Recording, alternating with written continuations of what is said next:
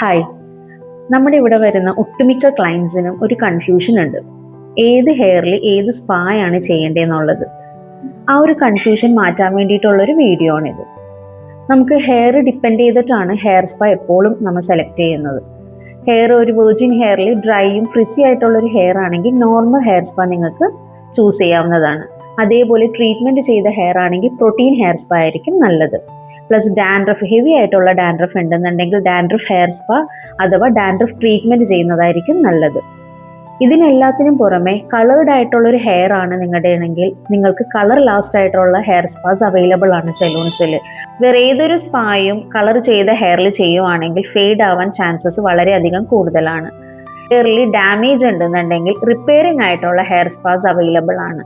അപ്പോൾ എപ്പോഴും നിങ്ങളുടെ ഹെയർ സ്റ്റൈലിസ്റ്റിനോട് കാര്യങ്ങൾ ചോദിച്ചിട്ട് അവരവരുടെ ഹെയറിനനുസരിച്ചിട്ടുള്ള സ്പാ എടുക്കുന്നതായിരിക്കും ഉചിതം. Thank you.